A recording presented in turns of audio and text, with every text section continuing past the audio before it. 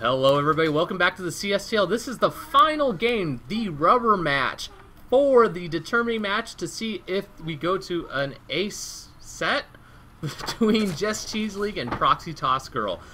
Joining with me today is Narwhal. Narwhal, since this is our last game we're going to be casting today, how are you doing? I am ready and excited to see what happens. Indeed. Have you seen this game? You cheater. I was there, saw it live when it happened, but I don't remember what they built or what they did, so it will be like I'm watching it for the first time. Awesome, and I haven't seen it at all, so this will be perfectly fine. My family's talking in the background because they don't seem to understand that my mic picks up things in my living room. That's okay. They're small children. That's fine, yeah, we'll live with it. So in the top position...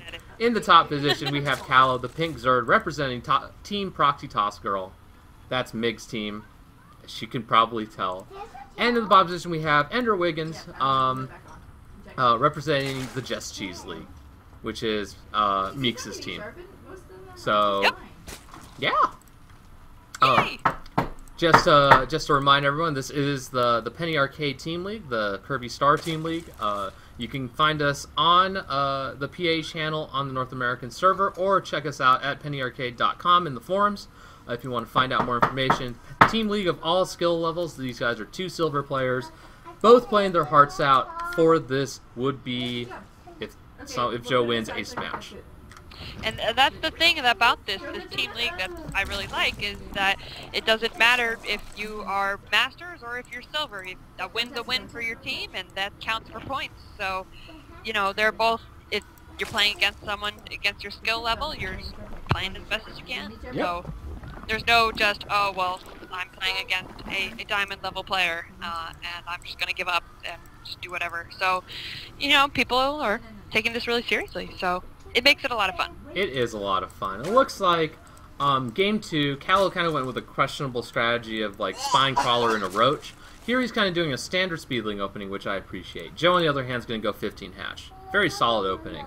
In this situation, you know, ZVZ, there's kind of a little ring, if you will, if you're a mathematician, of builds. 15 hatch tends to beat 6 pools pretty handedly. But they get beat by 10 pools that get quick banelings out, but those are beat by 14 pools that have a slight disadvantage over 15 hatches. So right now they're picking pretty conservative builds, and so we should see a pretty interesting game. Probably not going to drop to early aggression here. Yeah. And Callow's going for that spine crawler in the middle of the minerals again, so he just really likes putting it there. Yeah, so. Sorry.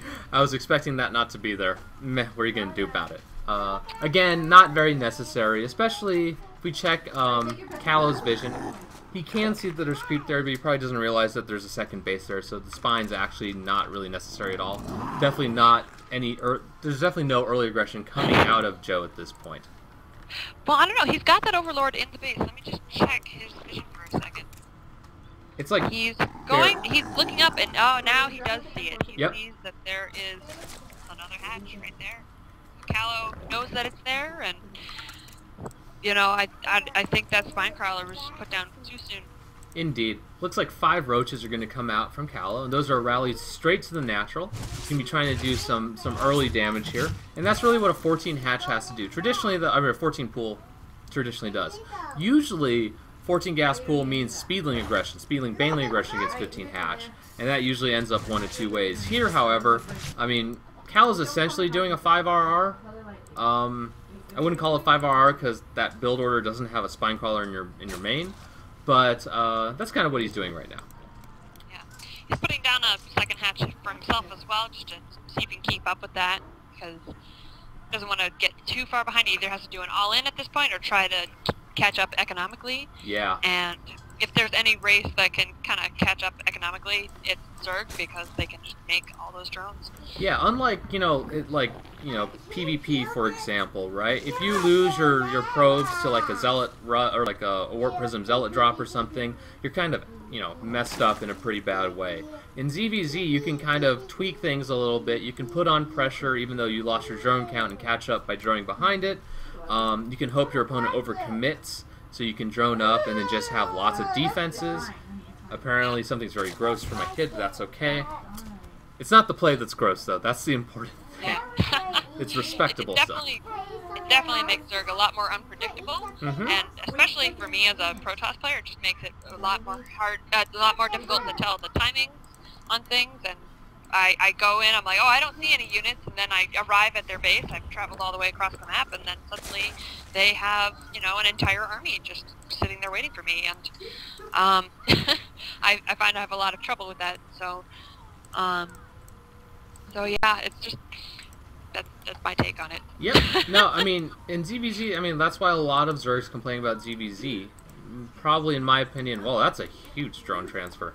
That's probably a little too many. Anyways, it's probably unwarranted to some degree, because I think Zergs themselves are not very sure of how to predict other Zergs playing, when they really ought to. Yeah. A lot of it just boils down to scouting, like just having overlords in the right position, sending in those lings, to be able to check what the armies look like. Very few, I mean, like, even pros don't do that when they should. Do you think this is a good move by Callow trying to go for these rocks here, or do you think he should have just gone straight into the base? Like, he should probably go into the base first, check to see what's there. He'll probably see 2 spines, some roaches. If he committed, I don't know if it would have worked, given roach reinforcements. But at least he would know, and maybe get some kills based off of that. And then after that, he can go back and clear the rocks. He really ought to clear the rocks, though, because attacking into that choke is suicide. It looks like we have some lings that are free presence. Oh. Oh, whoa, he sent in a lot of lings. Yeah, oh, stop position lings, but they stop position kind of a little south of the mineral line, but that's okay. Joe's going to be able to clean that up. And so we enter another ZVZ mid-game. Isn't that great? Yeah. So checking Fantastic. So checking the drone counts. Looks like Joe this time is actually far ahead of his opponent. Has a 9 drone lead. Yeah, 10-9 depending on where our replays are. Oh, it's drifting around. Yeah, it jumps up and down based off the injects. Callow kind of far behind. Let's see the production tab, see what he's making. Right now he's making 3 geysers because he is actually not even on lair yet. Very interesting. Joe's already picking up roach speed. Gonna get infestation pit. Not gonna be going Spire this game. It's a choice. I don't mind that. Roach Infestor. The only problem with the Roach Infestor is that the time for Infestor tech to kick in tends to take a long time. So you're vulnerable. But likely Callow's not gonna push before then. He is probably gonna deny this 3rd though. I don't think Joe. Yeah, Joe's not gonna be able to stop this from going down. Still got all of his roaches targeted on. Yep, and there's the cancel. Yep, and actually the bad news is that since Callow is on only on hatch tech, Joe could actually have chased down those roaches and killed them because he has speed. Yeah, he decides not to though. He decides to just send one little roach in and then just burrow it. Yeah. So he's just gonna burrow his roaches here and hope that Callow tries to come back and deny it. They're slightly ashamed. And he lost a lot of roaches. They really wanted to kill the slow roaches, but they're like, oh, they just kind of, they're like ostriches. Just putting their heads in the sand, pretending that other things don't exist. Looks like Cal's going to be doing some aggression here. He's got Ling Roach. Pretty good against pure Roach. The Lings act as a great buffer, because the Roaches attack slowly, and they get up, so they get attacked first by the enemy Roaches. Checking upgrades, very important in ZVZ. Looks like we have one range for Joe, no armor, whereas Callow's still working on 1-1 for his army. So yeah, but he's got at least the both of his evolution chambers up. Yep. I think they both have 2, and we have attack level 2 coming in, and it's just about to hit. Not for this engagement, but it. Still, he's got a superior amount of forces. Yeah. And just as that finishes, they're chasing down the army. And slow Lings are chasing down the army. Forgot speed here, which is a little bit of a mistake. If he had speed, he could actually surround these roaches and then just take them all out. But he still has, by far, the superior army for now. Actually, where is Joe? Oh, where is Callow's army? Actually, I'm a little worried for him now. Callow's army is running back into his base. Oh. And ooh. fight right here.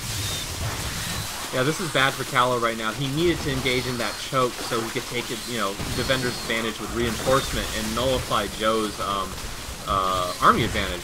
But it looks like Joe actually has enough here. He might just win the game right now. Yeah. No, he's pushing in. Oh my god! Pretty much cleared up, yeah.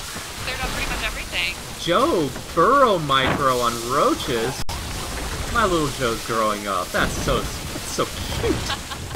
So proud of him. And on the investors coming in, I mean, it's just too much. Yeah, this is game. I think short of a giant move command up the ramp into a bunch of waiting roaches, I think Joe has this.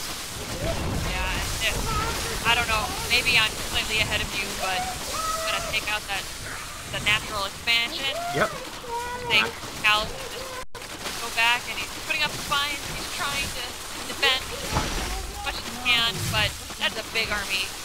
That is a big army. 2-1 army versus only 1-1.